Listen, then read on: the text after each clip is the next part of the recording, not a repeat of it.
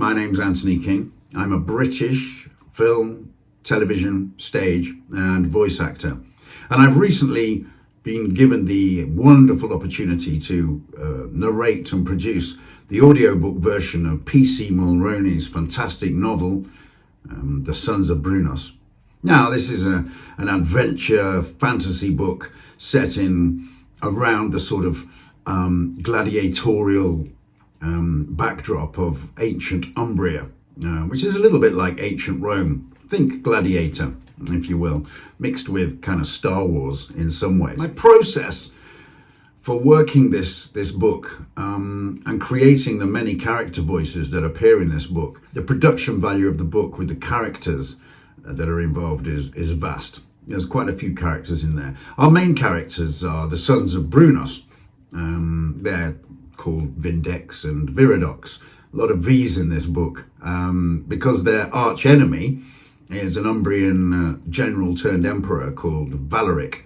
He has a right-hand woman, warrior called Dara. She's his like second in command. Then there's the Senate, headed by the evil Pravas, and he's a great character to play. There's also chieftains of towns throughout the Galician Empire, Megarath, and you have to really delve into the characters of the voices. And I wanted to bring this story to life because it's such a theatrically action-packed adventure, fantasy, fictional story that's similar sort of to all the best sort of great big movies of a similar nature, Gladiator, that kind of thing. Fantasy adventure. It's exciting, it's fast-paced, fast-moving, and the characters are wonderful. The evolution of these characters in the book as well, like the two heroes, the Sons of Brunos, Vindex and Viridox. They begin the book.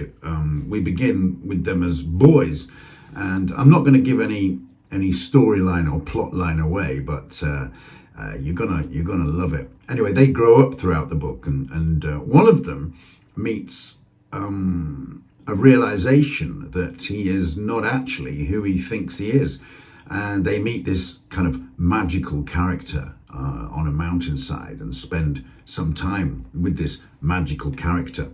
And this magical character deals within this sort of myth called the Maith. P.C. Mulroney, his writing is exciting. He doesn't dwell on feathering a chapter out with intricately descriptive passages about the weather or the scenery. I mean, he does describe the weather and the scenery and things like that, but he skips through it. He keeps it exciting and fast moving, and it's been an absolute pleasure to do. Yeah, I had to work very closely with the author, P.C. Mulroney, about the development of the characters and who they are, where they've come from, and indeed where they're going. I mean, this book is only the first of 5 in the series, so of the Sons of Brunos. So there are hints in this first book of what could happen, or what is going to happen potentially later in the series with the characters and how they're going to develop. So what's coming in the next books is important within this first book, and there are clues and nods to the future. P.C. Mulroney and I worked closely on these characters, and I had to be privy to some of the future books when I was creating the characters, building the production value of the characters within this book. It was an absolute pleasure to do. I mean, every boy's dream is to act every character out in a gladiatorial adventure fantasy fiction book, right? That's got magic in it. Well, I'm the lucky guy that did that. So I think when you listen to this book, it's going to immerse you in that world.